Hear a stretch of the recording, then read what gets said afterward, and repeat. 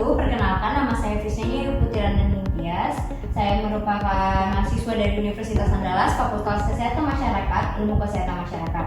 Pada kesempatan kali ini saya akan menjelaskan tentang penyakit syaraf epilepsi yang merupakan mata kuliah dari Biomedik 2 dengan dosen pengaku Ibu Suci Maisoro Nasution, SST, MKM.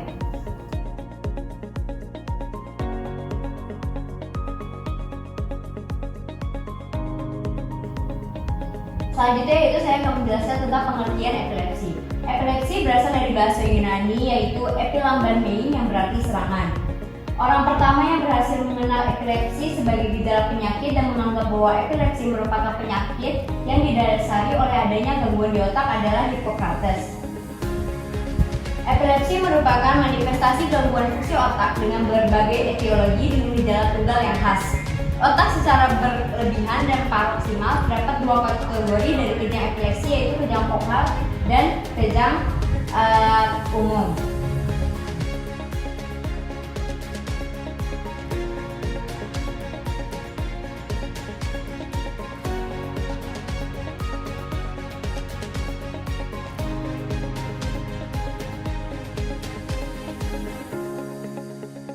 Saya akan menjelaskan tentang penyebab epilepsi.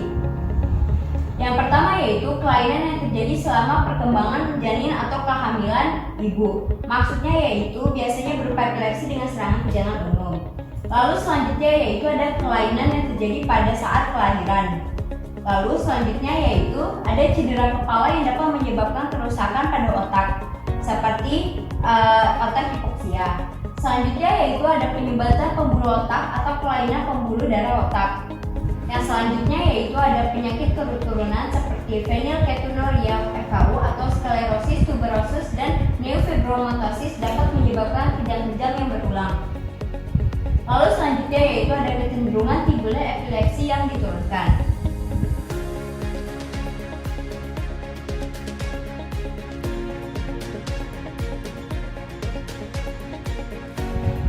Selanjutnya itu saya akan menjelaskan tentang macam-macam epilepsi. Ada dua type of epilepsi, yaitu ada vokal dan umum atau generalis. Berdasarkan kondisi aktivitas otak yang abnormal, kejang pada epilepsi dibagi menjadi dua, yaitu umum dan parsial atau vokal.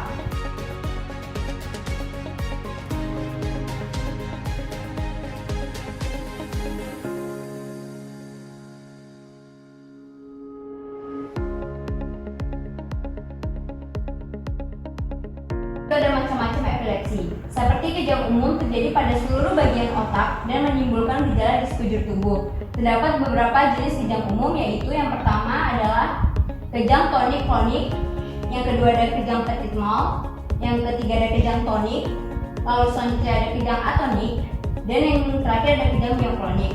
Selanjutnya yaitu pada kejang parsial atau vokal, otak yang mengalami gangguan hanya sebagian saja. Jadi dibagi lagi menjadi dua kategori, yaitu kejang parsial sederhana atau aura dan kejang parsial kompleks.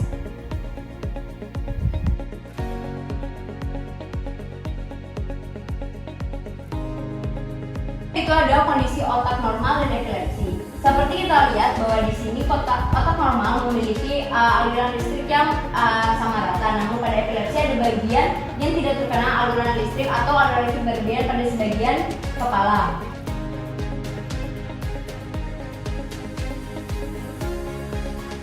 Selanjutnya itu otak manusia terdiri dari sekitar 100 miliar sel-sel saraf yang disebut dengan neuron.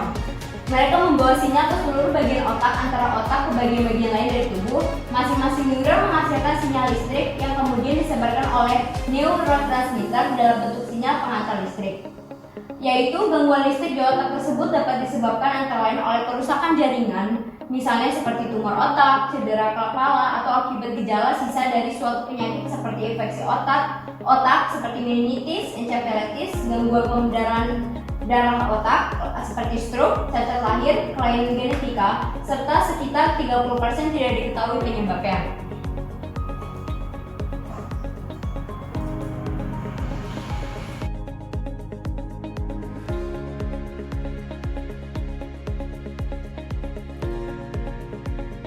Itu saya menjelaskan tentang diagnosis epilepsi. Seperti yang kita lihat bahwa epilepsi dapat menyebabkan kejang-kejang.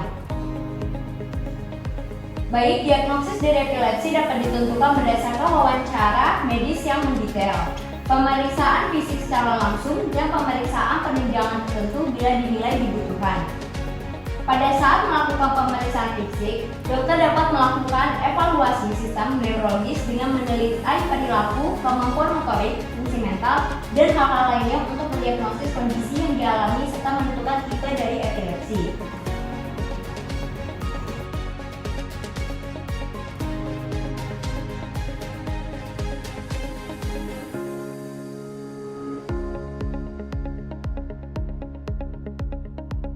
Next yaitu pemeriksaan penunjangan yang dilakukan untuk mendiagnosis epilepsi.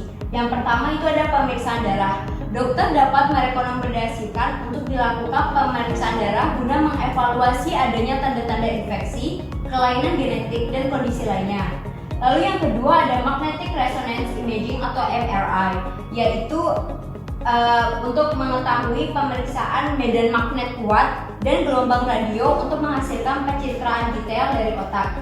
Selanjutnya ada positron emission tomography atau PET, yaitu menggunakan sejumlah kecil zat radioaktif yang disuntikan ke dalam pembuluh darah vena. Selanjutnya yaitu ada single photon emission computerized tomography atau SPECT, yaitu pemeriksaan ini digunakan setelah seseorang menjalani MRI atau EEG yang tidak dapat menunjukkan dengan baik lokasi di otak yang menjadi asal dari kejang, sehingga ini merupakan pemeriksaan tahap kedua. Lalu selanjutnya ada computerized tomography atau CT.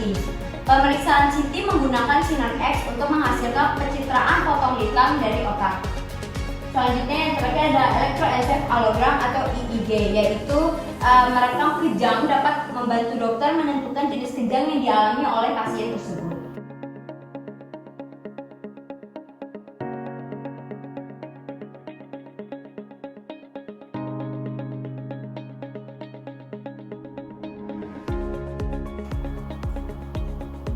Selanjutnya itu apa sih yang bisa kita lakukan untuk menangani epilepsi?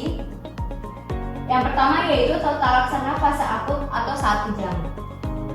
Yang dapat kita lakukan adalah mempertahankan oksigenasi otak yang adekuat, mengakhiri kejang sesegera mungkin, mencegah kejang berulang, dan mencari faktor penyebab. Pengelolaan pertama untuk serangan kejang dapat diberikan diazepam per rektal, atau jika kejang masih belum berhenti dapat diulang setelah selang waktu 5 menit dengan dosis dan obat yang sama.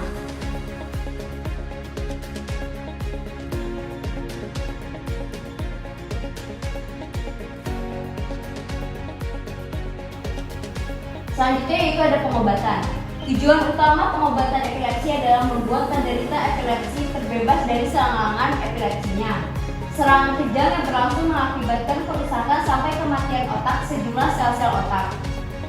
Ada pun 3 macam jenis terapi. Yang pertama yaitu terapi medikamentosa, yang kedua terapi bedah, dan yang terakhir itu ada terapi nutrisi atau perbaikan nutrisi kepada orang-orang yang mengalami epilepsi.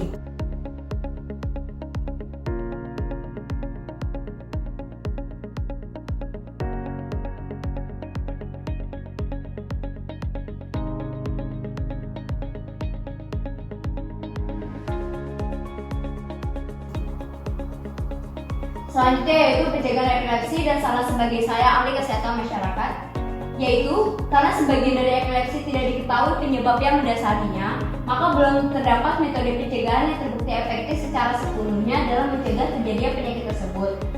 Begitu pula dengan stroke yang dapat dicegah dengan menerapkan pola hidup sehat dengan mengkonsumsi gizi seimbang, menghindari merokok, membatasi konsumsi alkohol, dan menjaga tekanan darah agar tetap stabil. Sehingga saya menyarankan untuk keluarga sekalian untuk selalu menjaga pola hidup sehat serta untuk menjauhi rokok dan tidak mengkonsumsi alkohol secara berlebihan untuk mengurangi dampak rusaknya otak yang akan menyebabkan epilepsi. Baik, sekian dari saya.